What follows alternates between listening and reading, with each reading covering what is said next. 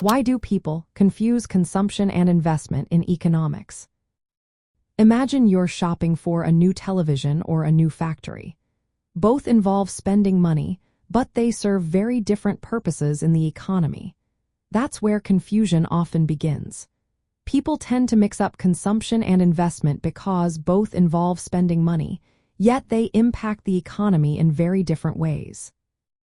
Consumption is all about immediate satisfaction. It's what households and individuals spend on goods and services they use up quickly or enjoy right away. Think about buying groceries, paying for a haircut, or purchasing a new shirt. These are all consumption expenses because they satisfy current wants or needs.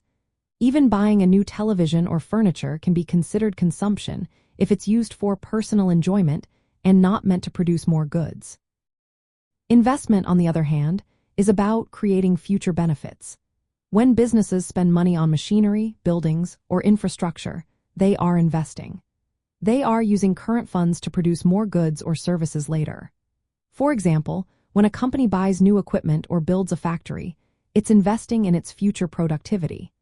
Even spending on research and development or education counts as investment because it enhances future capabilities. The confusion happens because both consumption and investment involve spending money, but their goals are different. Consumption focuses on today's satisfaction. Investment aims to increase future output and economic growth. For example, buying a car for personal use is consumption, but buying a new factory or machinery is investment. Another reason for confusion is how these are recorded in national income accounting. Consumption is counted as part of the gross domestic product under final consumption expenditure. Investment is recorded separately as gross private domestic investment.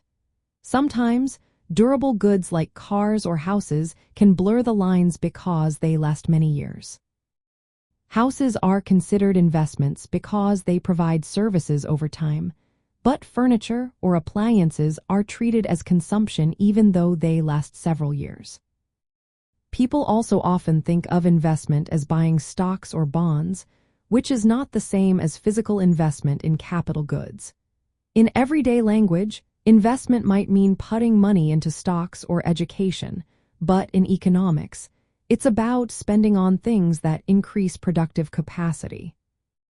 Government spending adds to the confusion too. When governments spend on roads or bridges, it can be seen as investment because it improves infrastructure. But when they pay social benefits or salaries, that's considered consumption. Distinguishing these in public accounts can be tricky, which adds to the misunderstanding.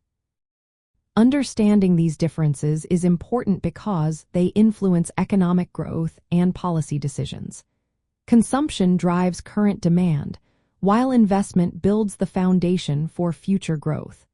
Policymakers look at these separately to decide whether to encourage more spending now or more investment for the future.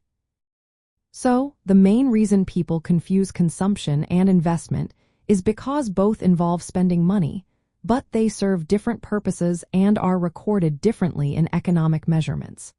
Recognizing these distinctions helps clarify economic reports and policy debates, making it easier to understand how the economy functions.